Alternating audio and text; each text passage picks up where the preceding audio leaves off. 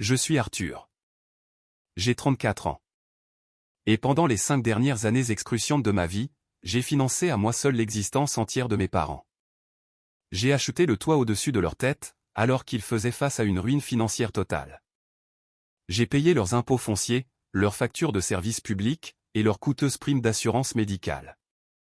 J'ai même loué la Porsche 911 étincelante, de couleur blanc-perle, qui se trouve en ce moment même dans leur allée parfaitement entretenue. J'ai renoncé à ma propre sécurité financière pour bâtir une forteresse autour d'eux. Mais quand j'ai désespérément eu besoin d'eux, pendant seulement 3 heures, pour assurer l'avenir de ma propre famille, ma mère a ri au téléphone et m'a dit « Nous ne sommes pas tes nourrices ». Elle a ri de ma pure panique, juste avant de monter dans la voiture de sport de luxe, que mon salaire avait payée, prétendant qu'elle devait se rendre à un brunch de quartier. Mais il y a un détail énorme, bouleversant, qu'ils ignoraient. Ils croyaient honnêtement que la maison dans laquelle ils vivaient était protégée par un trust familial, à l'épreuve des balles. Ils pensaient que j'étais juste un fils doux, obéissant, facilement manipulable, qui absorberait sans fin leur manque de respect et continuerait à écrire des chèques pour maintenir la paix. Ils n'avaient absolument aucune idée que j'avais passé les derniers mois à restructurer discrètement toute notre relation financière, par le biais d'une société immobilière privée. Et en ce moment même, alors qu'ils me laissent désespérément des dizaines de messages vocaux, suppliant pour le pardon, pleurant parce que leurs cartes de crédit sont refusées à la caisse du supermarché, et criant après un dépanneur, ils sont en train d'apprendre une leçon très dure, très permanente, sur le levier de pouvoir. Avant de vous dire exactement comment j'ai méthodiquement démantelé leur vie luxueuse et privilégiée, pièce par pièce, appuyez sur le bouton « J'aime » si vous croyez sincèrement que les membres de familles toxiques doivent faire face aux dures conséquences de leurs actions. Et s'il vous plaît, laissez un commentaire pour me dire d'où dans le monde vous regardez cette vidéo aujourd'hui. J'adore voir jusqu'où ces histoires parviennent. Maintenant, revenons au matin où tout a volé en éclats. La sonnerie de l'email sur mon téléphone était d'une gaieté offensante. C'était mardi matin, juste après 5 heures. J'étais debout dans le couloir sombre de ma maison, épuisé, serrant une tasse de café tiède. J'ai plissé les yeux devant l'écran lumineux. L'objet disait « Entretien final, poste de partenaire ». Mon cœur a raté un battement. C'était l'email pour lequel j'avais travaillé sans relâche, pendant 15 années brutales, dans le secteur de la finance d'entreprise. Il représentait une augmentation de salaire massive, des options d'achat d'actions lucratives, et le genre de richesse générationnelle que je voulais désespérément construire pour ma femme, Elena, et notre fils de 4 ans, Oliver. Cela signifiait enfin financer entièrement son fonds universitaire. Cela signifiait un plan de retraite sécurisé. Cela signifiait que nous pouvions enfin respirer. Mais il y avait un problème immédiat, et de taille. De la chambre, au bout du couloir, Oliver a toussé. C'était un son rauque, sec et sifflant qui a instantanément noué mon estomac. Il avait été renvoyé de sa maternelle 2 jours auparavant, avec une forte fièvre.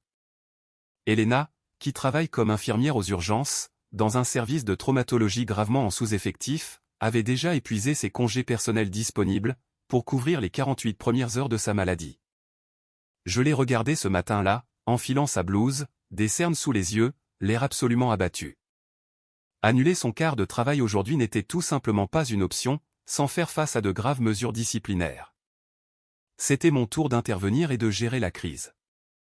Mon entretien de partenaire était prévu à 10 heures précises. Ce n'était pas un appel Zoom décontracté.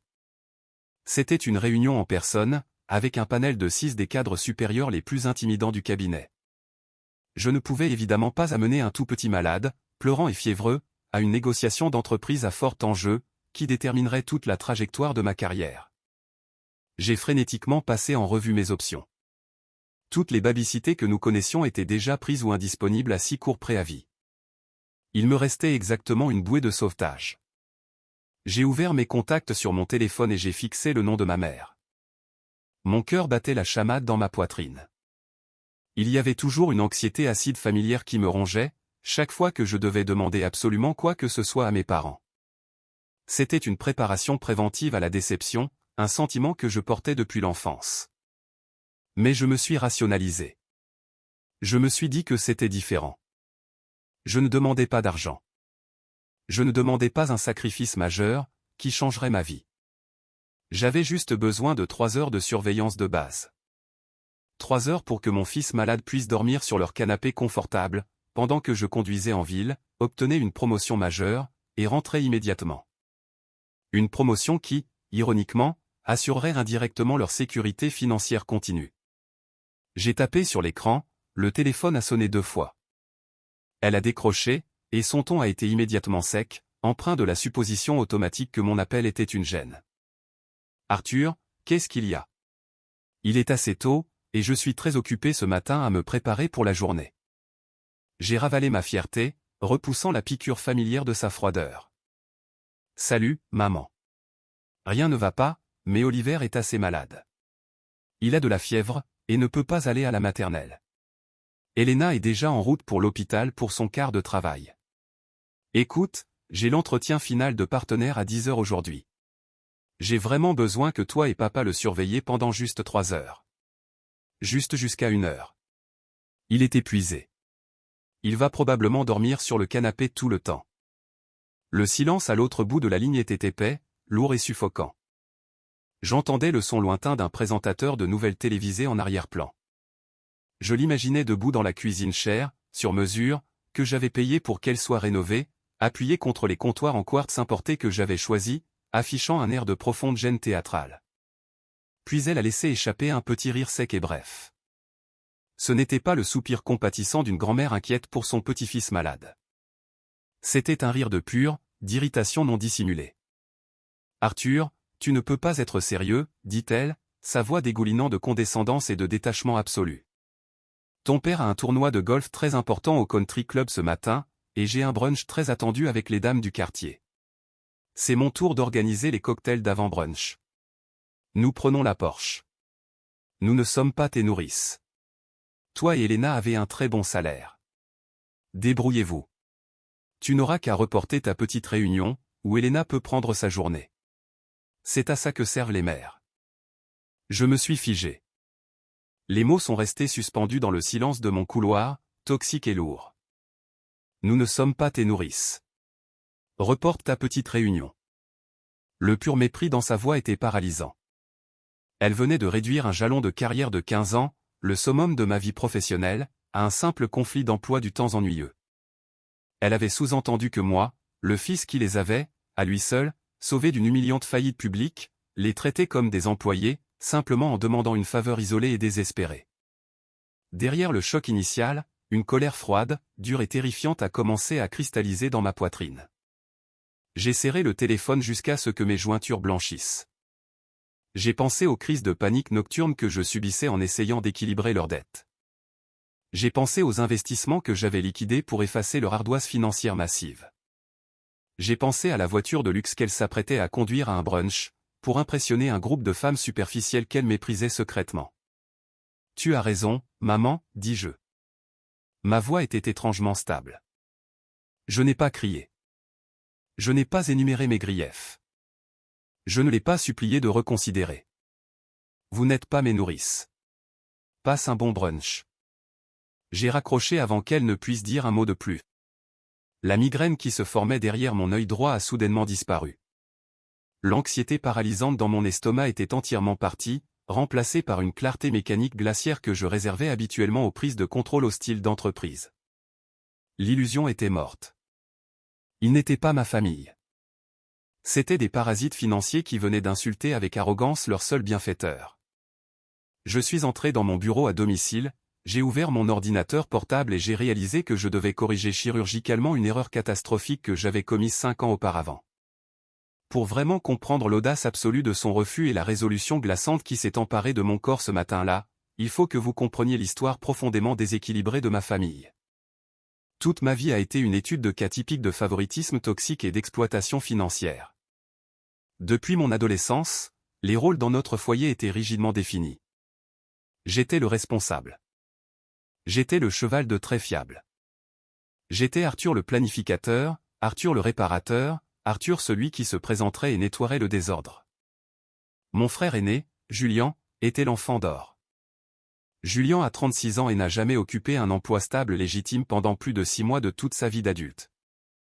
Julien est un rêveur professionnel, un homme qui parle en mots-clés et en promesses vides. C'est le gars qui a toujours une idée d'application à $1 million, une marque de style de vie révolutionnaire, ou un projet d'investissement en crypto-monnaie, mais qui a toujours désespérément besoin d'un investissement de départ de 10 000 $ de la famille pour le lancer. Quand nous étions plus jeunes, la disparité était flagrante. Je travaillais de dures nuits dans un restaurant local pour payer ma propre voiture d'occasion abîmée, une berline rouillée qui sentait constamment les vieilles frites. J'ai contracté d'énormes prêts étudiants pour financer mes études universitaires, étudiant tard dans la nuit tout en travaillant à temps plein. Julien, en revanche, a déclaré que l'université traditionnelle étouffait son génie créatif. Il a accumulé des milliers de dettes de cartes de crédit, voyageant à travers l'Europe pour se trouver. À son retour, mes parents ont cosigné un prêt massif pour lui acheter un cabriolet neuf, afin de l'aider à réseauter avec des investisseurs.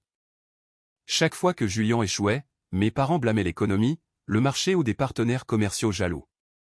Quand je réussissais, ils appelaient ça de la chance et s'attendaient à ce que je partage la richesse. Le véritable point de rupture, le moment où j'ai essentiellement acheté ma propre servitude, s'est produit il y a exactement 5 ans. Je venais d'accéder à un poste de direction principale exigeant dans mon cabinet. Elena et moi étions jeunes mariés, vivions dans un modeste appartement, et nous avions enfin économisé une mise de fonds substantielle pour notre première maison. Nous cherchions des propriétés, rêvant d'un jardin pour les enfants que nous désirions. Puis le téléphone a sonné. C'était ma mère, absolument hystérique, sanglotant si fort qu'elle pouvait à peine respirer. À travers les larmes, elle a avoué un désastre financier d'une ampleur épique. Le prêt hypothécaire à taux variable de leur maison, la maison où j'avais grandi, était sur le point d'être réinitialisé à un taux d'intérêt exorbitant. Mais ce n'était pas tout. Ils avaient secrètement contracté un deuxième prêt hypothécaire massif, retirant tout leur capital pour financer le dernier désastre de Julien, une entreprise de vêtements importés de luxe qui a complètement implosé, laissant un garage rempli d'invendus sans valeur. Ils n'avaient aucune économie. Ils avaient épuisé toutes leurs cartes de crédit. Une poursuite de créanciers agressifs se profilait. Ils étaient à quelques semaines d'une saisie immobilière. Ils étaient sur le point d'être mis à la rue. Au lieu de les laisser faire face aux conséquences naturelles de leurs terribles décisions et de leur soutien incessant à Julien, j'ai joué le héros. J'ai passé 3 semaines à fouiller leurs finances désastreuses, agissant comme leur comptable non rémunéré. J'ai fait les calculs, et la réalité était sombre. J'ai eu une conversation douloureuse et déchirante avec Elena. Avec sa bénédiction incroyablement altruiste, j'ai pris toute notre mise de fonds, de l'argent destiné à notre avenir, à notre sécurité, et j'ai effectué un rachat. Je n'ai pas seulement écrit un chèque pour rembourser leurs dettes. J'ai structuré une solution. J'ai acheté la maison à la banque, plaçant l'acte de propriété sous une société à responsabilité limitée privée que je contrôlais, puis j'ai intégré cela dans un trust familial. J'ai permis à mes parents de vivre sans loyer pour le reste de leur vie. J'ai mis en place une allocation mensuelle automatisée pour couvrir leurs courses, leurs services publics et leurs dépenses de base. Je leur ai essentiellement donné un parachute doré, entièrement financé par mon propre sacrifice, tandis qu'Elena et moi sommes retournés à la case départ, continuant à louer pendant 3 années supplémentaires. À l'époque, ils pleuraient et m'appelaient leur sauveur. Mais la gratitude a une très courte durée de vie dans ma famille. Avance rapide jusqu'à il y a 2 ans, l'incident avec la Porsche. J'assistais à un rare dîner du dimanche chez eux. Ma mère m'a coincé dans la cuisine, l'air profondément affligé. Elle m'a dit que les réunions de l'association des propriétaires et les rassemblements du country club devenaient absolument humiliants, car elle et mon père étaient les seuls à arriver dans une Honda berline de 10 ans. Arthur, c'est profondément embarrassant, a-t-elle chuchoté, regardant par-dessus son épaule comme si les voisins la jugeaient à travers le mur. Les gens commencent à parler. Ils pensent que votre père a perdu sa pension. Ils pensent que nous sommes démunis. Tu gagnes un salaire tellement fantastique maintenant, Arthur. Tu es directeur. Pourrais-tu simplement nous aider à améliorer notre situation? Rien de fou. Juste quelque chose de respectable pour que nous n'ayons pas l'air de pauvres. J'ai essayé d'expliquer les principes de base de la dépréciation. Je lui ai dit que leur voiture était parfaitement sûre et fiable. Elle a immédiatement déployé son arme de choix, les larmes et la culpabilité. Elle a évoqué combien ils avaient sacrifié pour m'élever. Comment elle avait accouché pendant 20 heures, comment ils méritaient un peu de dignité dans leurs dernières années.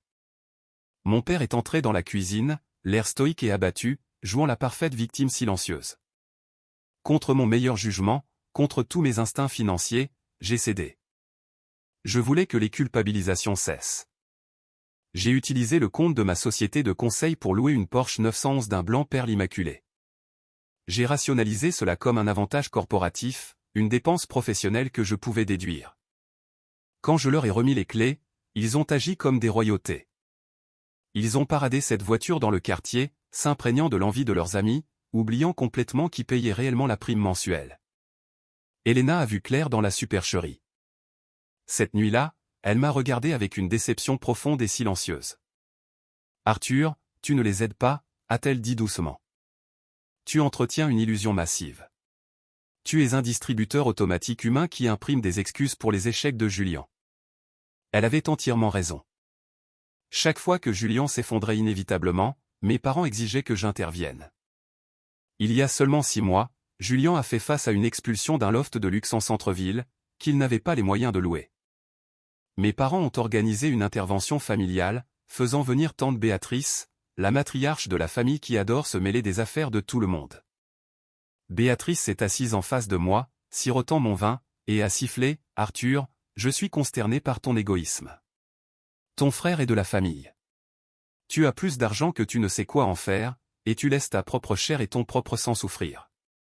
Tu brises le cœur de tes parents. C'est ton devoir de partager ton héritage. » J'ai tenu bon. Puis j'ai refusé de payer le loyer de Julien, mais l'atmosphère a changé de façon permanente. Je suis devenu le méchant, le fils corporatif froid qui a oublié ses racines. Toute cette histoire amère m'est revenue en tête alors que je me tenais dans mon couloir, ce mardi matin.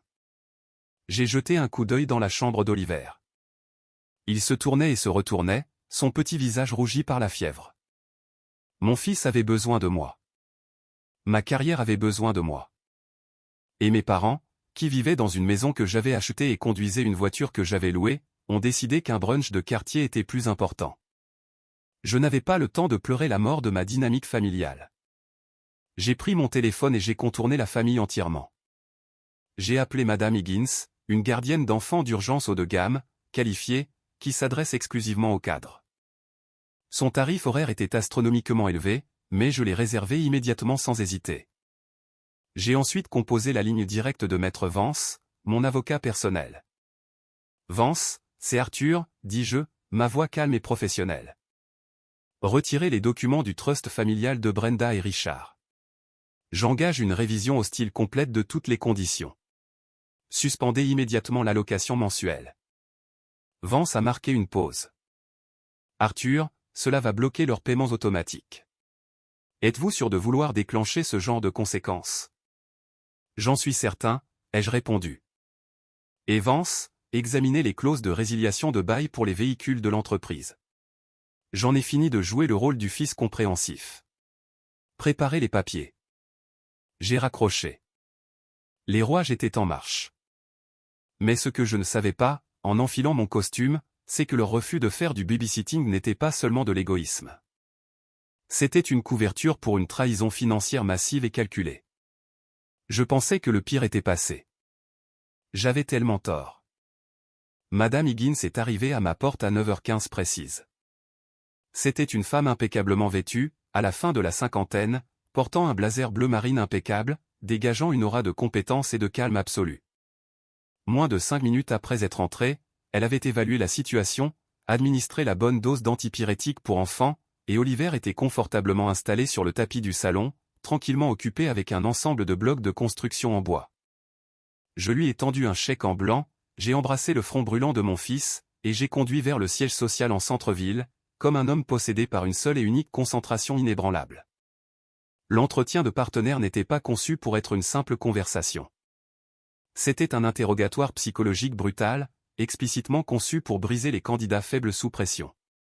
6 partenaires principaux, dont M. Sterling, le PDG incroyablement intimidant de notre division, étaient assis autour d'une immense table en acajou poli. La pièce sentait le parfum cher et l'ambition impitoyable. Pour aggraver infiniment les choses, Marcus était là. Marcus était mon concurrent direct pour la promotion de partenaire. Un opportuniste glissant, à la langue d'argent, qui portait des costumes italiens sur mesure et avait passé les 2 dernières années à essayer activement de me débaucher mes meilleurs clients et de saper mes projets. Avant que l'entretien ne commence officiellement, alors que nous arrangeaions encore nos portfolios sur la table, Marcus s'est penché sur le bois d'acajou avec un faux sourire, trop sympathique, plaqué sur son visage. Arthur, j'ai entendu dire par la rumeur que le petit Oliver n'était pas en forme aujourd'hui, a dit Marcus, sa voix dégoulinant de fausse inquiétude, assez fort pour que tous les partenaires principaux l'entendent. Cela doit être incroyablement difficile de jongler avec un enfant malade et une carrière exigeante.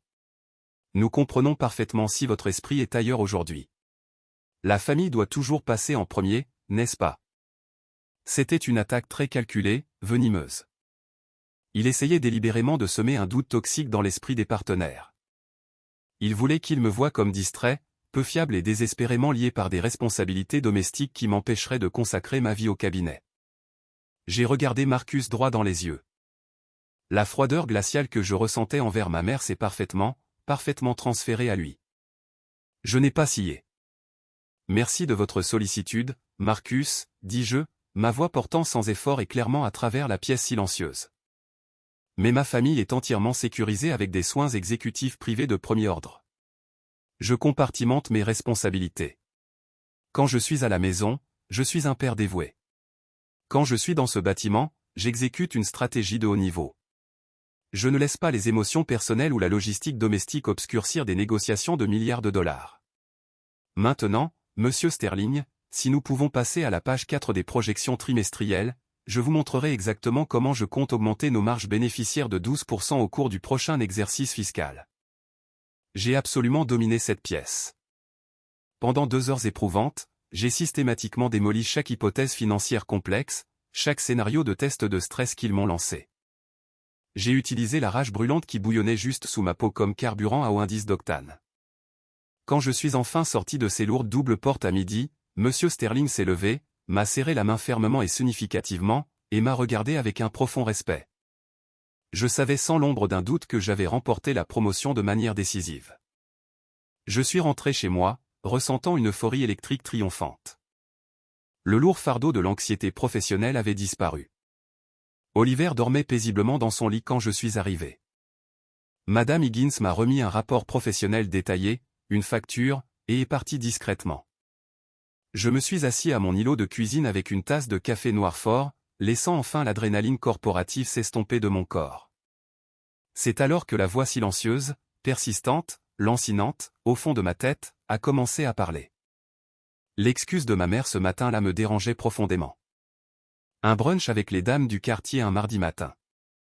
Les femmes de l'association des propriétaires étaient notoirement rigides. Elles organisaient généralement leurs réunions sociales le jeudi. Et le tournoi de golf de mon père, il s'était plaint amèrement toute la semaine d'un genou enflé et arthritique.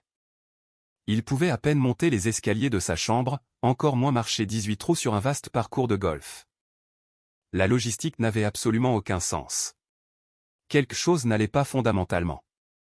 Il y a des années, lorsque j'ai mis en place leur filet de sécurité financière et pris en charge leurs dettes, j'ai insisté pour qu'ils conservent une carte de crédit commune pour les urgences absolues de vie ou de mort, factures médicales, réparations urgentes à domicile, une chaudière en panne, des choses de cette nature critique. Je l'avais lié directement à mon compte courant principal et je payais le solde automatiquement et sans question chaque mois. Je n'avais pas examiné les relevés détaillés depuis des années. Je faisais simplement confiance à leur compréhension de la définition d'une urgence. J'ai ouvert mon ordinateur portable, tapé l'adresse web du portail bancaire, et effectué l'authentification à 2 facteurs. J'ai navigué vers le compte de la carte de crédit d'urgence et j'ai consulté l'historique détaillé des transactions des 6 derniers mois. Ce que j'ai vu sur cet écran a fait blêmir mon visage. J'ai eu le souffle coupé. Le relevé était un cimetière numérique de mensonges audacieux. Il n'y avait pas de ticket modérateur pour les médecins. Il n'y avait pas de facture de réparation de plomberie d'urgence. Il n'y avait pas de frais de pharmacie. Au lieu de cela, j'ai vu une dépense de $800 dans un magasin de golf de luxe. J'ai vu une dépense de $1200 dans un magasin de meubles haut de gamme. J'ai vu des centaines de dollars dépensés dans des cavistes artisanaux. Mais ce n'était pas le pire. Mes yeux se sont fixés sur un virement électronique mensuel récurrent. Chaque mois, précisément le premier du mois, exactement $1500 étaient transférés à un compte tiers. La ligne de mémo sur le virement numérique lisait, clair comme le jour. Julien, aide au loyer. Ma vision s'est physiquement brouillée. J'ai serré les bords de l'îlot de cuisine pour me stabiliser. Je ne finançais pas seulement la retraite somptueuse et sans conséquence de mes parents. Je payais littéralement directement le loyer de mon frère de 36 ans. Mes parents bannaient systématiquement de l'argent du fonds d'urgence que j'avais fourni, prenant l'argent que je gagnais grâce à des semaines de 60 heures de travail, pour subventionner le style de vie extravagant de l'enfant chéri. Ils me mentaient droit dans les yeux, jouant les victimes appauvries et vulnérables, tout en canalisant mon salaire durement gagné directement vers Julien. Mes mains tremblaient violemment en faisant défiler la page jusqu'en haut. J'ai vérifié les transactions en attente de ce matin précis. Le matin où mon fils était malade. Le matin où ma mère a affirmé qu'elle allait à un brunch de quartier. En attente, 450 $. Château Lupati. Le Château Lupati est le restaurant français le plus cher, le plus exclusif et le plus prétentieux du quartier financier du centre-ville. Il n'est nulle part près de leur quartier de banlieue. Il ne sert certainement pas de brunch pour les dames du quartier. J'ai immédiatement ouvert un nouvel onglet de navigateur, je me suis connecté à Instagram et j'ai recherché le profil public de Julien. Là, il y avait une photo brillante, fortement filtrée, postée il y a seulement 2 heures. C'était une photo de Julien portant un costume de designer que je savais qu'il ne pouvait pas se permettre, assis à une table impeccablement recouverte de blanc au Château Lupati, tenant un verre en cristal de champagne coûteux, assis juste à côté de lui, souriant d'une oreille à l'autre, l'air complètement en pleine forme et radieux, ma mère et mon père. La légende sous la photo disait « Célébration du lancement officiel de mon nouveau cabinet de conseil ». Un grand merci à mes incroyables parents pour l'argent de départ généreux et le soutien incroyable et infini. Je ne pourrais pas le faire sans vous. Béni vie d'entrepreneur la famille avant tout. Ils n'étaient pas allés à un club de lecture. Ils n'étaient pas allés jouer au golf. Ils ont carrément refusé de surveiller leur petit-fils malade, fiévreux et impuissant, afin de conduire la Porsche de luxe que j'avais louée à un restaurant de luxe pour célébrer l'entreprise imaginaire de Julien, en utilisant les milliers de dollars qu'ils avaient volés de mon compte bancaire. La rage qui m'a envahi dans cette cuisine silencieuse n'était ni chaude, ni bruyante, ni explosive. C'était un zéro absolu, terrifiant, absolu. C'était le genre de rage froide et calculatrice qui brûle les ponts et sale la terre pour que plus rien ne puisse jamais y pousser. La trahison était si complète, si multicouche, si profondément sociopathe qu'elle a entièrement éradiqué toute trace de culpabilité pathétique que j'avais concernant ce que j'étais sur le point de faire. Ils n'étaient pas mes parents. C'étaient des escrocs professionnels et Julien n'était pas un frère en difficulté essayant de trouver sa voie. C'était un parasite malveillant.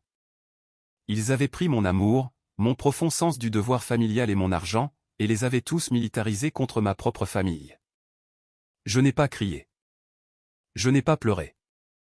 J'ai méticuleusement téléchargé tous les relevés bancaires, les sauvegardant en tant que PDF sécurisés. J'ai pris des captures d'écran haute résolution des publications de Julien sur les médias sociaux, capturant les eurodatages et les étiquettes de localisation. J'ai tout compilé dans un dossier numérique massif et indéniable.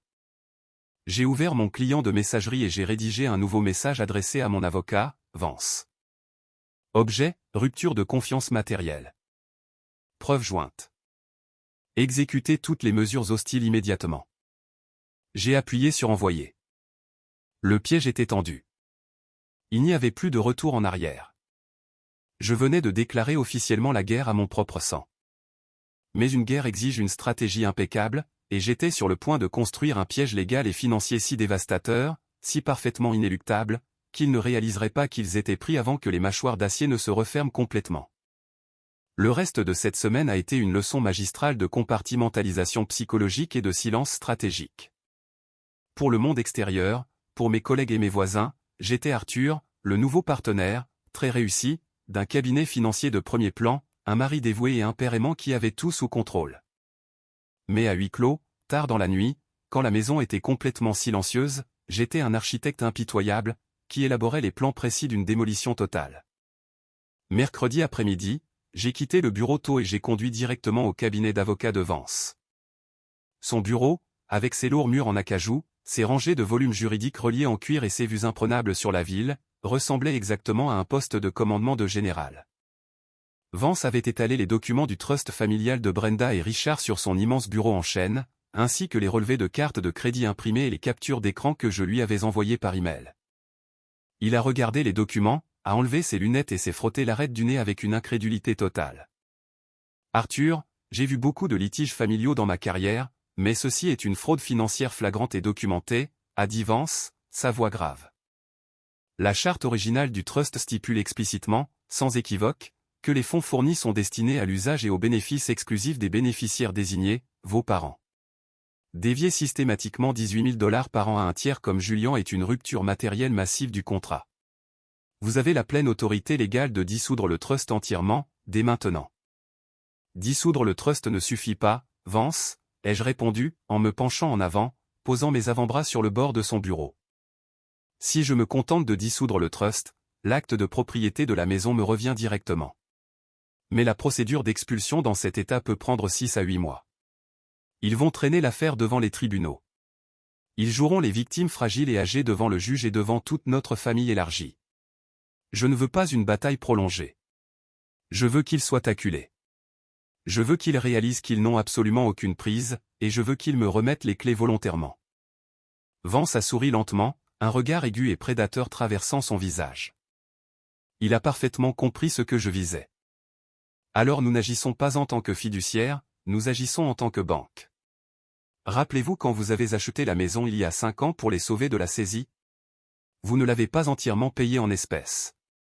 Vous avez repris le reste du prêt hypothécaire par l'intermédiaire de cette SARL privée que nous avons créée, Shell Company Alpha, pour protéger votre responsabilité personnelle. Vous êtes techniquement leur propriétaire et leur créancier hypothécaire. En commettant une fraude financière contre le propriétaire, ils ont violé les termes fondamentaux de leur accord de résidence. Nous avons passé les 3 heures suivantes à rédiger les documents juridiques blindés. Nous n'avons pas seulement gelé les comptes discrétionnaires. Nous leur avons complètement coupé l'accès au portail bancaire. Nous avons officiellement annulé la carte de crédit d'urgence. Je me suis connecté à mon portail d'entreprise et j'ai formellement résilié le bail de l'entreprise pour la Porsche 911 d'un blanc perle, programmant la reprise physique pour vendredi matin, le 1er du mois, le jour exact où ils s'attendaient à ce que leur somptueuse allocation soit versée sur leur compte. Mais une complication inattendue est soudainement survenue, menaçant de faire échouer l'effet de surprise. Tôt le jeudi matin, mon téléphone a vibré avec un message texte chiffré de Simon. Simon était le directeur de la succursale principale de la banque privée qui détenait nos comptes familiaux. C'était une connaissance de la famille depuis des années, un homme qui traînait toujours un peu trop longtemps à nos dîners de Thanksgiving, buvant mon vin et faisant semblant d'être un ami loyal. Arthur, juste une petite info, a écrit Simon. J'ai vu les ordres de gel sur les comptes de vos parents ce matin. Julian vient de m'appeler sur ma ligne directe, très paniqué, demandant pourquoi son virement automatique de loyer apparaît comme en attente et bloqué. Je lui ai dit qu'il pourrait y avoir un problème système, mais vous devez vraiment appeler vos parents et arranger ça. Ça va devenir compliqué, mon ami. J'ai fixé l'écran. Simon jouait sur les 2 tableaux. Il essayait activement d'avertir Julian, essayant de leur donner le temps de cacher de l'argent ou de préparer une défense. C'était le rat dans le navire. Je n'ai pas répondu à Simon. Je ne lui ai pas donné la satisfaction d'une explication. Au lieu de cela, j'ai immédiatement appelé le directeur régional de la banque, un homme incroyablement puissant qui avait passé les 3 dernières années à essayer désespérément d'attirer les comptes d'entreprise de plusieurs millions de dollars de ma firme vers sa succursale. C'est Arthur, dis-je quand il a répondu. J'appelle pour vous informer que votre directeur de succursale, Simon, viole activement les protocoles stricts de confidentialité des clients. Il discute de mes exécutions de trust privé et des gels de comptes avec un tiers non autorisé, mon frère. Si Simon n'est pas retiré de mes comptes immédiatement, ma firme retirera tous les actifs d'entreprise de votre institution avant la fin de la journée ouvrable. Le directeur régional a paniqué. À midi, Simon a été officiellement suspendu en attendant une enquête interne éthique sévère. Son accès a été révoqué. Mes comptes ont été transférés en toute sécurité à une équipe de gestion de niveau supérieur, strictement confidentielle. J'ai complètement coupé les lignes de communication. Personne n'allait prévenir mes parents. L'effet de surprise était entièrement protégé. Jeudi soir, la veille du jour J. L'atmosphère dans ma maison était incroyablement calme. La tempête était passée à l'intérieur de nos murs. La fièvre d'Oliver était enfin tombée, sa température était revenue à la normale, et il dormait profondément dans son lit, serrant son animal en peluche préféré. Elena et moi étions assis dehors sur notre terrasse arrière. L'air frais de la nuit contrastait fortement avec la chaleur des derniers jours. Nous tenions chacun un verre de vin rouge. Je lui avais tout montré, les relevés de cartes de crédit, les photos du restaurant, les milliers de dollars volés pour payer l'appartement de Julian, pendant que nous luttions et nous sacrifions. Elle n'a pas crié. Elle n'a pas eu l'air dramatiquement choquée. Elle a juste tendu la main sur la petite table de patio et a pris la mienne. Sa prise était farouchement protectrice, me ramenant à la réalité. « Je suis tellement désolé, Arthur », a-t-elle murmuré, ses yeux brillants de larmes non versées dans la faible lumière. « Tu leur as absolument tout donné. Tu leur as donné la sécurité financière que tu n'as jamais eue en grandissant. Tu les as sauvés de la ruine, et ils ont traité ton sacrifice comme des ordures. J'en ai officiellement fini d'être les boueurs, ai-je dit doucement, regardant les ombres sombres du jardin. Demain, c'est le 1er du mois. L'allocation du trust n'arrivera pas. La carte de crédit d'urgence sera refusée à la caisse et cette foutue voiture aura disparu. Je reprends tout. Elena m'a serré la main plus fort. Es-tu vraiment prêt pour les conséquences demain? Ils vont crier, Arthur. Ils vont amener Julian. Ils vont essayer de te manipuler, de pleurer et d'utiliser tous les stratagèmes qu'ils ont jamais utilisés. J'ai tendu la main vers la mallette en cuir posée sur la chaise de patio à côté de moi. J'ai lentement sorti un dossier épais et lourd, relié en cuir noir. Sur la couverture, imprimés en lettres dorées nettes et imposantes, les mots « Shell Company Alpha », protocole complet de transfert d'actifs et de saisie. Ils peuvent crier tout ce qu'ils veulent, ai-je dit, ma voix à peine un murmure, mais résonnant d'une finalité inébranlable et terrifiante. Ils ont oublié une règle cruciale, indéniable, du commerce. Elena, n'insulte jamais l'homme qui détient le prêt hypothécaire. J'ai pris une longue gorgée de mon vin, laissant le calme de la nuit s'installer sur moi. La tempête arrivait demain matin. Ce serait laid, bruyant et destructeur. Mais pour la toute première fois de ma vie, je ne fuyais pas la tempête. Je n'essayais pas de barricader les fenêtres pour les protéger. J'étais celui qui apportait la foudre. Attendez d'entendre exactement ce qui s'est passé quand la dépanneuse est arrivée en plein milieu de la fête extravagante de ma mère dans le quartier. Le vendredi matin est arrivé sous un ciel brillant et sans nuages. C'était le 1er du mois. Pour n'importe qui d'autre, ce n'était que la fin de la semaine de travail, une journée pour prendre un café et se réjouir du week-end. Mais pour mes parents, le 1er du mois était une fête sacrée. C'était le jour où la lourde et fiable machinerie du trust familial déposait leur généreuse allocation de subsistance sur leur compte courant. C'était le jour où ma mère planifiait généralement ses livraisons d'épicerie les plus chères et le jour où mon père payait ses cotisations au club de golf. Je me suis levé tôt, j'ai embrassé Elena alors qu'elle était encore à moitié endormie et j'ai conduit jusqu'au bureau de l'entreprise. Je n'étais plus un analyste principal. J'étais officiellement un partenaire. J'ai emménagé dans mon nouveau bureau d'angle, celui avec les fenêtres du sol au plafond donnant sur le quartier financier. J'ai posé ma mallette sur le grand bureau en chêne, je me suis versé une tasse de café noir et j'ai ouvert mon ordinateur portable. Je n'ai pas regardé les projections du marché. Je n'ai pas regardé les portefeuilles immobiliers. J'ai simplement ouvert mon tableau de bord bancaire privé, sorti mon téléphone, l'ai posé face visible sur le bureau et j'ai attendu. Le silence était le son le plus enivrant que j'ai jamais entendu. Je connaissais l'horaire exact de leur routine du vendredi. À 8h30 précise, ma mère se rendait à l'épicerie artisanale haut de gamme de l'autre bout de la ville pour acheter les fromages importés, le prosecco biologique et les charcuteries coûteuses pour son brunch très attendu de l'association des propriétaires du quartier. À 8h42 exactement, l'écran de mon téléphone s'est allumé. C'était un message texte de ma mère. « Arthur, il y a un problème avec la banque. Notre compte courant affiche un solde nul pour le virement du trust. Appelle Simon et arrange ça immédiatement. Je suis à la caisse. » J'ai pris une longue gorgée de mon café. Je n'ai pas répondu. Je l'ai laissé dans la tension inconfortable et croissante d'une allée de caisse bondée. 3 minutes plus tard, mon téléphone a sonné. Je l'ai laissé aller directement à la messagerie vocale. Un autre message texte est apparu. Celui-ci criblé de fautes de frappe frénétiques. « Arthur, réponds à ton téléphone. Je viens d'essayer d'utiliser la carte de crédit d'urgence et elle a été refusée. La caissière me regarde. C'est complètement humiliant.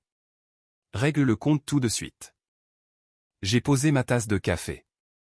J'ai tapé une réponse parfaitement mesurée, entièrement dénuée d'émotion. Maman, il n'y a absolument rien de mal avec le système bancaire. L'allocation mensuelle a été placée sous examen administratif, en raison d'activités suspectes. La carte de crédit d'urgence a été définitivement annulée. Comme toi et papa avez un revenu fixe, vous devrez simplement mieux gérer votre budget. Remettez le fromage en place. J'ai appuyé sur envoyer. Je pouvais imaginer vivement la couleur s'échapper de son visage. Je pouvais la voir, debout dans sa coûteuse tenue de tennis, retenant une file de riches ménagères de banlieue, obligée de rendre des centaines de dollars de produits d'épicerie de luxe, parce que son filet de sécurité invisible s'était soudainement évaporé. Le barrage d'appels téléphoniques a commencé immédiatement. Elle a appelé 4 fois de suite. Mon père a appelé 2 fois. J'ai mis mon téléphone en mode silencieux, et j'ai porté mon attention sur un dossier client concernant un litige de succession d'entreprises massives. C'était ironique, vraiment. Je facturais des centaines de dollars de l'heure pour résoudre la guerre financière de familles riches, tout en exécutant un siège parfaitement légal, d'une précision dévastatrice, sur ma propre famille. Mais l'épicerie n'était que l'apéritif. L'événement principal était prévu pour 11 heures.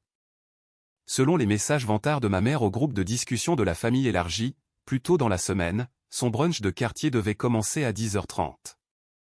Cela signifiait qu'à 11h, l'allée de la maison que je possédais serait bondée des SUV de luxe des dames du quartier. Ma mère serait dans son élément, versant des mimosas, se plaignant des employés, et tenant salon dans une maison qu'elle ne payait pas. À 11h15 précise, mon téléphone de bureau a sonné. Ce n'était pas mon téléphone portable. C'était la ligne directe de mon bureau d'entreprise. Mon père avait contourné mon portable, complètement hystérique. « Arthur. Arthur, es-tu là ?» a crié mon père dans le récepteur. Sa voix était un désordre aigu et tremblant. Il ressemblait à un homme qui regarde sa maison brûler. « Je suis là, papa, ai-je dit. » Ma voix était placide et immobile comme un lac gelé. « Quelle est l'urgence ? » « Il y a un homme ici dans notre allée, » a-t-il crié, perdant complètement son souffle. Il a une énorme dépanneuse à plateau. Il a la Porsche accrochée au treuil. Il dit que le bail de l'entreprise a été officiellement résilié. Arthur, tu dois appeler ton cabinet tout de suite. Dis-leur que c'est une erreur administrative massive. Ils prennent la voiture. Je me suis adossé à mon fauteuil en cuir. Ce n'est pas une erreur administrative, papa. J'ai résilié le bail. La ligne est restée silencieuse pendant 3 longues secondes. Tout ce que j'entendais, c'était le bruit mécanique lointain de la dépanneuse, qui hissait la Porsche blanc-perle sur le plateau en acier. « Quoi » a chuchoté mon père, la panique pure faisant place à une confusion profonde et impuissante. « De quoi parles-tu, Arthur ? Les amis de ta mère sont tous sur le perron. Ils tiennent leur verre. Ils regardent ça se passer. Tout le quartier regarde par ses fenêtres. C'est une humiliation publique. Fais quelque chose. Arrête-les. » Je fais quelque chose, papa, ai-je répondu, laissant une fraction de la glace dans mes veines s'infiltrer dans mes mots. Je gère mes responsabilités personnelles et corporatives. Toi et maman avez été incroyablement clairs mardi matin sur le fait que notre relation est purement transactionnelle. Vous n'êtes pas mes nourrices, vous vous souvenez ? Eh bien, les termes de notre transaction ne sont plus favorables à mes résultats. Donc, la voiture retourne. J'ai entendu une bousculade étouffée à l'autre bout, puis ma mère a arraché le téléphone. Sa voix était stridente, maniaque, et complètement dépouillée de son arrogance habituelle. « Arthur, arrête ça immédiatement » a-t-elle hurlé. « Dis à ce voyou de laisser tomber notre voiture tout de suite. Tu n'as pas le droit de faire ça. Tu m'embarrasses devant la présidente de l'association des propriétaires. C'est exactement là que tu te trompes fondamentalement, maman, dis-je, ma voix baissant d'un octave, portant tout le poids écrasant de mon autorité. Ce n'a jamais été votre voiture. C'était un actif de l'entreprise. Un actif que moi, dans un moment de folie extraordinaire et pathétique, je vous ai permis de conduire pour que vous puissiez faire semblant d'être riche. Mais vous avez enfreint les règles. » « Quelles règles » a-t-elle crié, sa voix se brisant. « Nous sommes tes parents. » J'ai examiné les relevés de carte de crédit d'urgence, ai-je dit, articulant chaque syllabe avec une précision acérée. C'est une lecture fascinante. Pensiez-vous honnêtement que je ne remarquerai pas les 1500 $ que vous Steve-Bahonnet chaque mois pour le loyer de Julien ? Pensiez-vous que je ne verrais pas la dépense de 450 $ au château Lupati le matin même où vous m'avez dit que vous étiez trop occupé à un club de lecture pour surveiller votre petit-fils malade? Le silence qui a suivi était absolu. Le bruit de fond du brunch de quartier s'est complètement estompé. J'entendais pratiquement les rouages de son esprit se briser, alors qu'elle réalisait l'étendue de son exposition. Vous avez utilisé la carte de crédit d'urgence que je paie avec le salaire pour lequel je me saigne, pour commettre une fraude flagrante et documentée contre le trust familial, un trust mis en place pour vous protéger, ai-je poursuivi, ne lui laissant pas le temps de respirer. Vous m'avez menti pendant 2 ans. Vous avez financé les illusions de votre fils de 36 ans avec mon argent. Et pendant ce temps, alors que vous vivez sans loyer dans une maison que je possède, conduisant une voiture que je loue, et vivant d'une allocation que je fournis, vous n'avez pas pu trouver 3 heures pour surveiller mon fils afin que je puisse assurer l'avenir de ma famille. Arthur, s'il te plaît. Tu ne comprends pas, a-t-elle gémi, sa voix se réduisant soudain à un murmure pathétique et désespéré. Julien était en difficulté. Il faisait face à une procédure d'expulsion. Il est sensible. Il ne peut pas gérer le stress professionnel comme toi. Nous devions l'aider. Je m'en fiche, ai-je dit.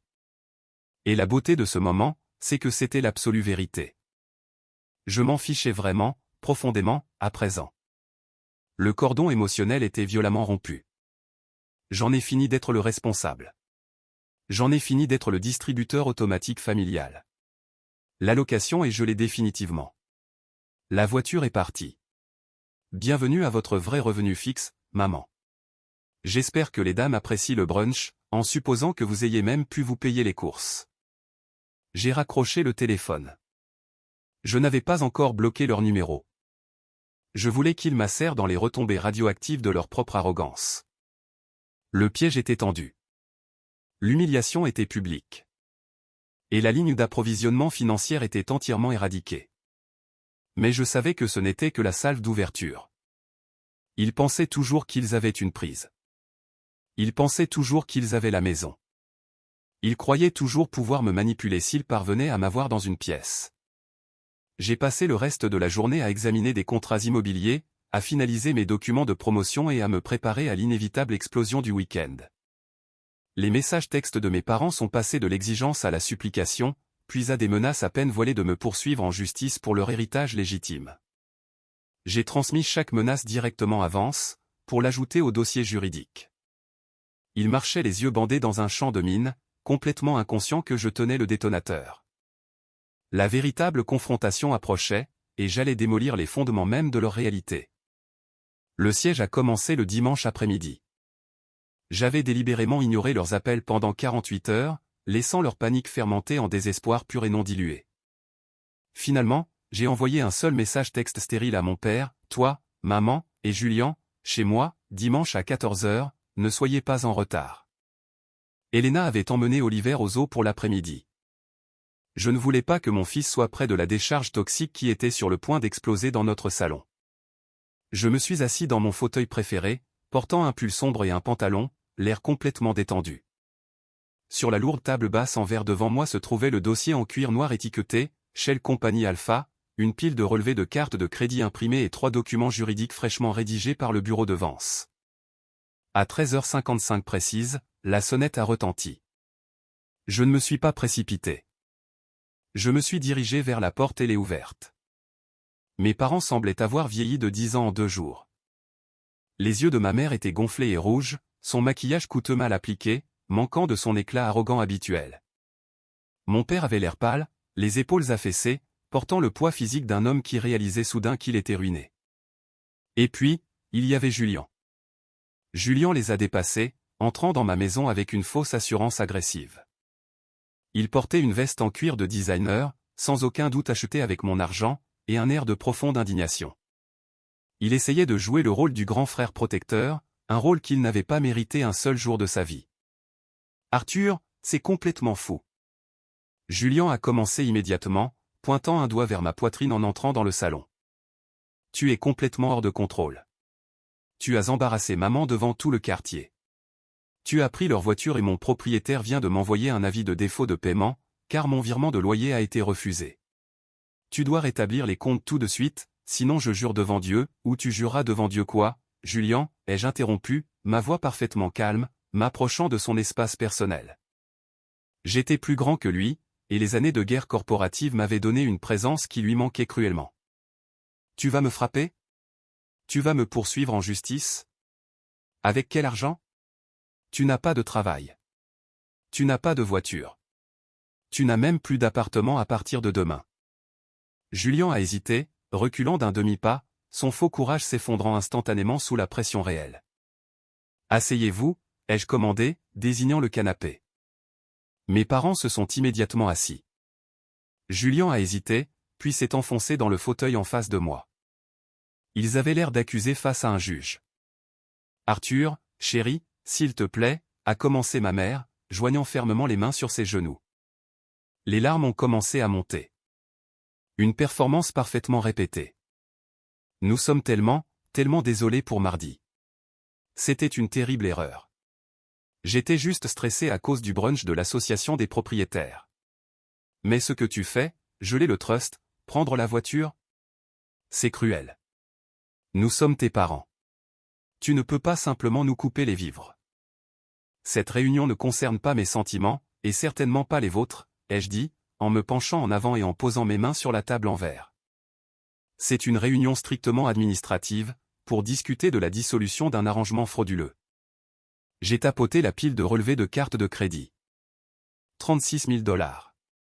C'est le montant exact que vous avez frauduleusement siphonné d'un fonds d'urgence médicale pour payer le loyer d'un homme de 36 ans, qui refuse de travailler. Vous avez violé la charte fondamentale du trust familial. Vous avez commis un grand vol. Dans le monde de l'entreprise, cela entraîne une poursuite fédérale et de la prison. Mon père est devenu absolument blanc. Arthur, non, ce n'était pas du vol. Nous sommes les bénéficiaires. C'était notre argent à utiliser comme nous le souhaitions, pour aider notre famille. Non, c'était mon argent, les jeux corrigés sèchement. L'argent que j'ai gagné. L'argent pour lequel j'ai saigné. L'argent que j'ai pris à l'avenir de ma propre femme et de mon enfant pour vous assurer que vous ne seriez pas dans un refuge pour sans-abri il y a 5 ans.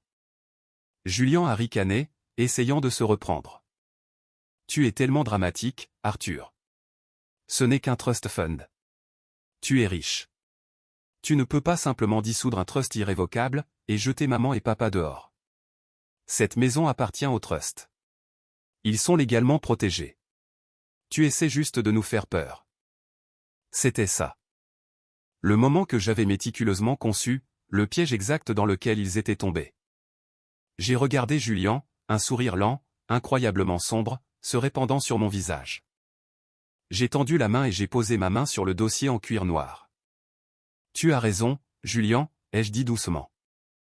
La maison appartient bien au trust, et dissoudre un trust peut être un processus juridique compliqué et prolongé devant le tribunal des successions.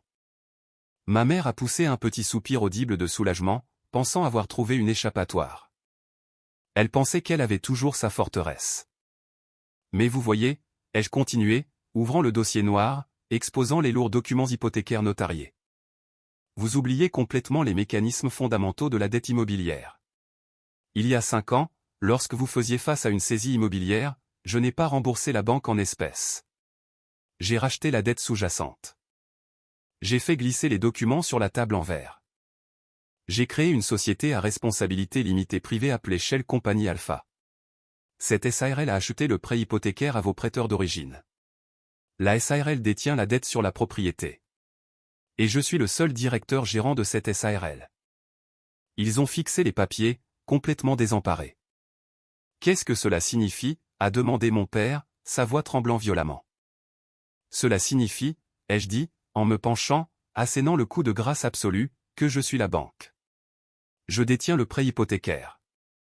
Le trust est simplement l'entité qui paie le prêt hypothécaire à ma SARL. Et parce que vous avez commis une fraude financière documentée contre le propriétaire, vous êtes en défaut catastrophique et incurable de votre accord de résidence. J'ai sorti 3 feuilles de papier, les décrets légaux finaux de Vance. Je ne dissous pas le trust, ai-je déclaré froidement. Je saisis la maison aujourd'hui, à moins que vous ne signiez cet accord. Ma mère a haleté, couvrant sa bouche de mains tremblantes. Vous vous expulseriez vos propres parents? Sans une seconde d'hésitation, j'ai répondu, voici vos 2 seules options. Option A, vous refusez de signer. Demain matin, mes avocats déposeront un avis d'expulsion formel et une poursuite pour les 36 000 $ que vous avez volés. Vous serez traîné devant les tribunaux. Vous perdrez la maison. Vous aurez un jugement civil massif contre vous et vous serez absolument démunis. J'ai tapoté le papier. Option B, vous signez ce document tout de suite.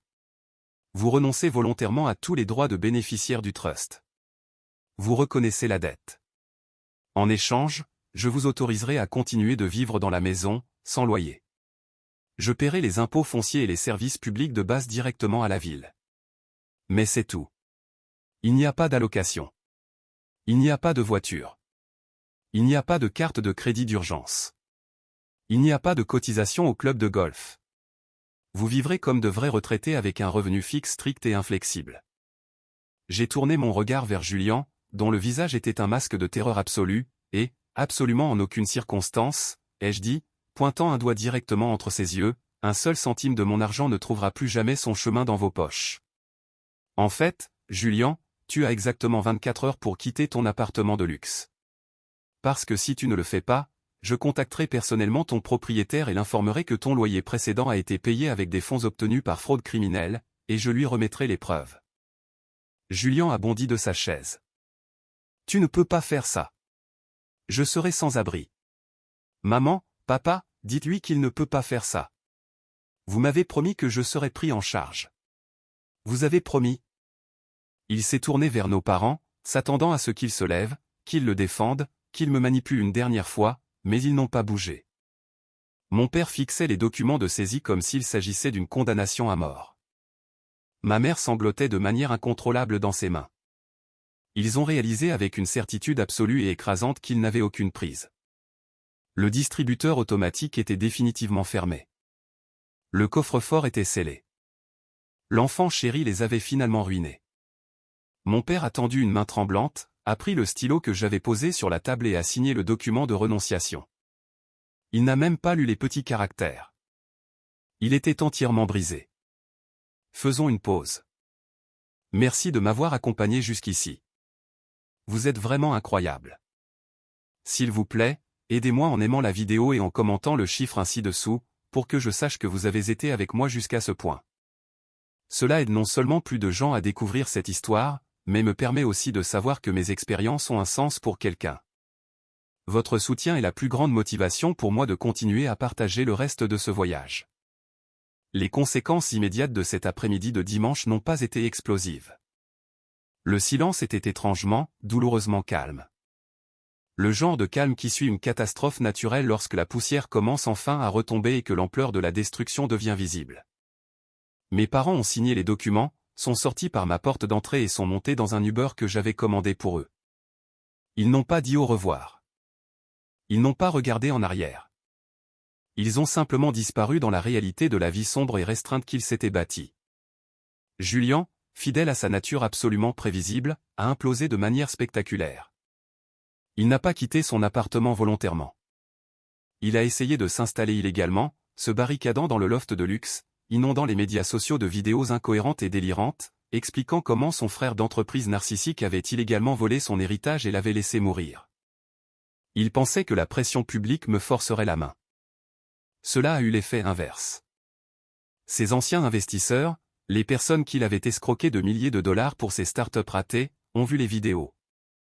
Ils ont réalisé que son filet de sécurité financier avait disparu. En une semaine, le propriétaire l'a officiellement expulsé avec une escorte policière, et 2 poursuites civiles distinctes ont été déposées contre lui pour dettes impayées. Julien s'est retrouvé à dormir sur un matelas taché dans le sous-sol inachevé d'un gars qu'il connaissait à peine du lycée. La dernière nouvelle que j'ai eue par le bouche-à-oreille familial est que le soi-disant entrepreneur de mode de vie travaillait de nuit à faire la vaisselle dans un restaurant ouvert 24 heures sur 24, juste pour pouvoir se payer des produits d'épicerie de base. Personne dans la famille n'est intervenu pour le sauver. La dure réalité avait finalement fait son œuvre.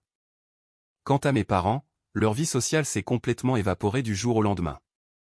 Sans la Porsche d'un blanc nacré, sans l'adhésion au club de golf, et sans le flux incessant d'argent discrétionnaire pour acheter des vins chers et organiser des fêtes somptueuses à l'association des propriétaires, ils sont devenus instantanément des parias dans leur propre quartier.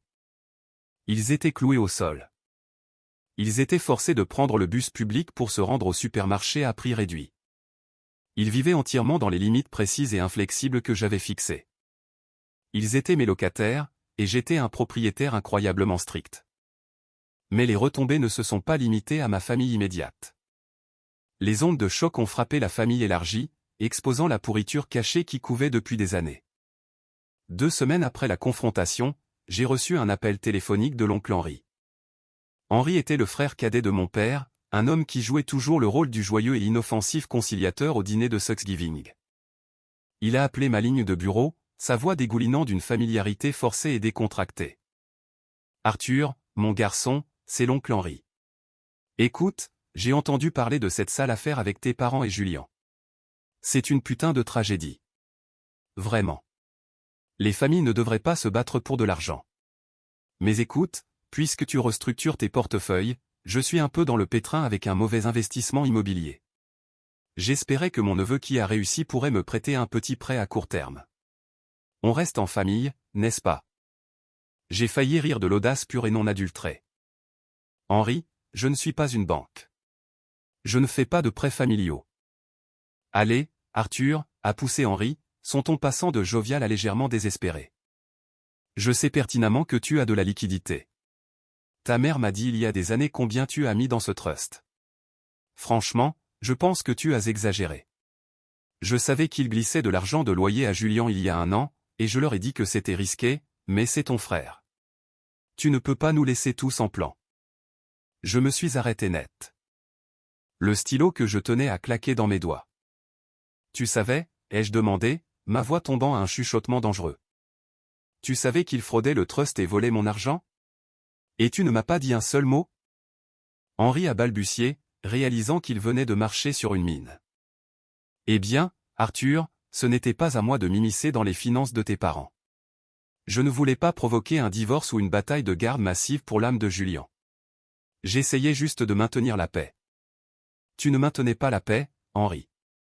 Tu agissais comme un complice par omission parce que tu pensais que s'ils avaient accès à mon coffre-fort, tu pourrais finir par y mettre la main aussi, ai-je dit froidement. Ne rappelez plus jamais ce numéro. Perdez mes coordonnées. Si vous contactez ma femme ou mon fils, je demanderai à mes avocats de rédiger une plainte pour harcèlement si vite que votre tête tournera. J'ai raccroché et j'ai immédiatement bloqué son numéro. La purge était incroyablement douloureuse, mais elle était absolument nécessaire. Je retirais chirurgicalement les tumeurs malignes de ma vie. Mais le coup de grâce, le plus écœurant, est venu 1 mois plus tard d'une source complètement inattendue. Je prenais un café en ville entre 2 réunions avec des clients, lorsque quelqu'un a appelé mon nom. Je me suis retourné et j'ai vu Chloé. Chloé était l'ex-petite amie la plus récente de Julien, une femme intelligente et travailleuse qu'il avait finalement larguée, lorsqu'elle avait réalisé qu'il était un trou noir financier. Elle avait l'air épuisée, mais soulagée. Nous nous sommes assis à une petite table de coin. Elle savait tout ce qui s'était passé. L'effondrement public de Julien s'en était assuré. Mais elle ne me regardait pas avec jugement. Elle me regardait avec une profonde pitié. « Arthur, je dois te dire quelque chose, » a dit Chloé, en serrant ses mains autour de sa tasse de café. « Julien est un désastre. » « Oui, mais tu dois connaître la vérité sur ta mère. Julien n'a pas toujours mendié cet argent pour le loyer. Parfois, elle le lui imposait. » J'ai froncé les sourcils, confus. « Que veux-tu dire ?» Elle se plaignait constamment d'être fauchée. Chloé a secoué la tête tristement. « Ce n'était pas une question d'argent, Arthur. C'était une question de pouvoir. Une nuit, Julien et moi étions chez tes parents. Tu venais de conclure un accord d'entreprise massif, et c'était dans le journal économique local. Ta mère avait bu quelques verres de vin. Elle a commencé à pleurer, mais elle n'était pas heureuse pour toi. Elle était en colère. Chloé s'est penchée plus près. Elle a dit à Julien que tu pensais être meilleur qu'eux. Elle a dit que parce que tu n'avais plus besoin d'eux, parce que tu étais indépendant et riche, tu abandonnais ta famille. Elle a littéralement dit, Arthur pense qu'il peut nous acheter et nous oublier. Nous devons lui rappeler à qui il doit sa vie.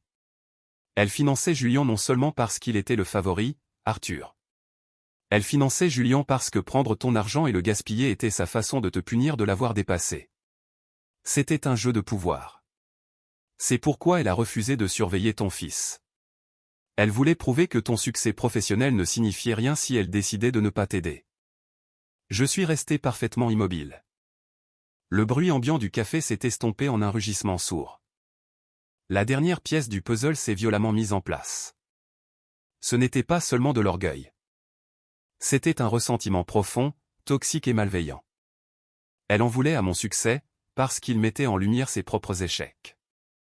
J'ai remercié Chloé, payé son café, et je suis sorti sous le soleil éclatant de la ville. Je pensais que je me sentirais en colère. Je pensais que je me sentirais dévasté. Mais en descendant la rue animée, en respirant profondément l'air frais, j'ai réalisé que je ressentais quelque chose de complètement différent. Je me sentais absolument, complètement libre. La culpabilité avait disparu. L'obligation était morte. Il m'avait donné les ciseaux, et j'avais enfin coupé les liens. 6 mois ont passé. La transition du chaos de la guerre financière de ma famille à la paix tranquille et structurée de ma nouvelle réalité a été profonde. Mon nouveau rôle de partenaire dans le cabinet était incroyablement exigeant, nécessitant des semaines de 60 heures et des déplacements intenses, mais il était profondément épanouissant. Sans le bruit de fond constant et épuisant des urgences fabriquées de mes parents et de la crise sans fin de Julien, ma carrière a explosé. Je n'étais plus distrait. J'étais complètement concentré. Elena et moi avons utilisé l'augmentation massive de mon salaire pour acheter la maison de nos rêves, une belle propriété spacieuse dans une banlieue calme et très boisée, avec un immense jardin. Nous avons entièrement financé le compte d'épargne universitaire 529 d'Oliver. Nous avons maximisé nos cotisations au plan de retraite. Nous construisions une forteresse impénétrable de richesse générationnelle, mais cette fois les murs étaient construits pour nous protéger, pas pour abriter des parasites. Mes parents, quant à eux, sont tombés dans un exil silencieux permanent. Les dames de l'association des propriétaires ont oublié leur existence. Le country club a révoqué leur adhésion pour non-paiement. Ils vivaient dans la maison que je possédais, payée par la SARL, subsistant avec les maigres chèques de sécurité sociale qu'ils recevaient. Nous ne nous parlions pas. Il n'y avait pas d'invitation pour les fêtes. Il n'y avait pas de carte d'anniversaire. Le silence était une frontière infranchissable que j'appliquais rigoureusement. Puis, exactement 6 mois jour pour jour après la confrontation dans mon salon, je suis allé à ma boîte aux lettres et j'ai trouvé une épaisse enveloppe de couleur crème. L'écriture était tremblante, indubitablement celle de mon père. J'ai apporté la lettre dans mon bureau à domicile, j'ai fermé la porte et je l'ai ouverte avec un coupe-papier. Elle faisait 3 pages, écrite à l'encre bleue. « Arthur », commençait-elle. « Je sais que tu ne veux pas avoir de mes nouvelles. Je sais que tu as parfaitement le droit de jeter cette lettre au feu, mais je suis un vieil homme et le silence dans cette maison est assourdissant. Ta mère reste dans sa chambre la majeure partie de la journée. Elle regarde la télévision et pleure. Elle refuse d'accepter que la vie qu'elle pensait mériter soit partie. Julien nous a appelés une fois d'une cabine téléphonique. Il a demandé 20 $. Nous n'avons pas pu lui donner. Il a raccroché et nous n'avons plus eu de ses nouvelles depuis. J'ai lu les mots, ressentant un détachement incroyable. C'était comme lire une étude de cas sur la vie d'un étranger. J'écris ceci parce que je dois confesser, continuer la lettre. Tu avais raison, Arthur, surtout. J'étais un lâche. J'ai laissé la fierté de ta mère et les illusions de Julien dicter ma vie. J'étais terrifié par les conflits, alors je les ai laissés te saigner à blanc parce que tu étais assez fort pour le supporter. J'ai utilisé ta force comme bouclier pour ma propre faiblesse. Je n'ai pas été un père pour toi. J'étais indépendant. J'étais un parasite. Je ne demande pas la voiture en retour. Je ne demande pas l'argent. Je ne demande même pas ton pardon parce que je sais que je ne l'ai pas mérité et que je ne le mériterai jamais. Je veux juste que tu saches qu'assis dans cette maison vide, entièrement dépendant de la merci d'un fils que j'ai trahi, je vois enfin la vérité. Tu es un homme meilleur que je ne l'ai jamais été. Protège ta femme. Protège Oliver. Ne laisse personne, même le sang, profiter de ton cœur. Je suis profondément, profondément désolé. Je me suis adossé à mon fauteuil en cuir et j'ai fixé la signature finale. Le nom de mon père griffonné d'une main faible et tremblante. Il y a 5 ans, une lettre comme celle-ci m'aurait brisé. J'aurais accouru, carnet de chèques à la main, désireux de soulager sa douleur, désespéré d'acheter l'amour paternel dont j'avais toujours rêvé. j'aurais confondu son regret avec une véritable transformation. Mais je n'étais plus cet homme. Les batailles d'entreprise, la restructuration légale, la trahison, tout cela m'avait forgé en quelque chose d'infiniment plus fort. J'ai reconnu la lettre pour ce qu'elle était vraiment. Elle était honnête, oui, mais c'était aussi un fantôme tendant la main depuis une tombe que j'avais déjà enterrée. Y répondre, m'engager avec la douleur, ne ferait que rouvrir la porte. Et cette porte était clouée, renforcée d'acier et gardée par l'amour féroce que j'avais pour ma propre femme et mon enfant. J'ai lentement plié la lettre le long de ses plis d'origine. J'ai ouvert le tiroir du bas de mon bureau, celui où je gardais les anciens dossiers clients fermés, et j'y ai laissé tomber la lettre. J'ai fermé le tiroir. Je ne l'ai pas brûlé, mais je ne l'ai pas non plus conservé comme un trophée. C'était simplement un chapitre clos, un fichier archivé d'une entité en faillite. Ce dimanche-là, le temps était absolument parfait. Un après-midi d'automne doré et frais. Elena, Oliver et moi avons emballé un grand panier tressé avec des sandwichs, des fruits frais et une bouteille de cidre pétillant, et nous avons roulé jusqu'au vaste parc d'État juste à l'extérieur de notre nouveau quartier. Nous avons étendu une épaisse couverture écossaise sur une colline herbeuse, surplombant un lac calme et scintillant. Oliver, complètement rétabli et débordant de l'énergie vibrante et infinie d'un enfant de 4 ans, courait sur l'herbe, poursuivant un cerf-volant aux couleurs vives que je l'avais aidé à lancer dans le vent. Son rire résonnait à travers le parc, pur et insouciant. Elena a posé sa tête sur mon épaule. J'ai passé mon bras autour d'elle, la serrant contre moi, sentant la légère odeur de vanille et d'air frais dans ses cheveux. « Tu as l'air différente », a-t-elle dit doucement, levant les yeux vers moi, traçant la ligne de ma mâchoire avec son doigt. « Différent comment ?» ai-je demandé, regardant le cerf-volant d'Oliver plonger et s'élever contre le ciel bleu. « Plus légère », a-t-elle souri. « Comme si tu avais enfin posé un sac à dos plein de pierres que tu portais depuis ton adolescence. » Elle avait parfaitement raison. Pour la première fois de toute mon existence, mon esprit était calme. Il n'y avait plus d'anxiété concernant les réinitialisations de prêts hypothécaires imminentes. Il n'y avait plus la crainte d'un appel téléphonique me demandant de résoudre une crise. Il n'y avait plus la culpabilité suffocante de ne pas en faire assez pour gagner ma place dans ma propre famille. J'ai regardé ma belle et brillante femme, et mon fils heureux et en bonne santé. C'était ma famille. C'était mon héritage. J'avais passé des années à essayer de construire une forteresse de sécurité financière pour protéger des gens qui me méprisaient secrètement. Mais au final, la protection la plus puissante que j'ai jamais construite n'était pas un trust familial, une SARL d'entreprise ou un portefeuille d'investissement à haut rendement. La protection ultime était une limite. La volonté absolue et inébranlable de dire « pas plus ». J'ai appris la leçon la plus difficile qu'un fils puisse jamais apprendre, que partager un ADN ne donne pas automatiquement à quelqu'un un accès illimité à votre santé mentale, à votre succès ou à votre portefeuille. Parfois, l'acte le plus profond d'autosoin est de s'éloigner des gens qui se noient parce qu'ils refusent de lâcher l'ancre. J'avais ma vengeance. J'avais ma carrière. Mais surtout, j'avais enfin retrouvé ma vie. Et je n'allais plus jamais laisser personne la mettre en péril. Merci beaucoup d'avoir écouté mon histoire aujourd'hui.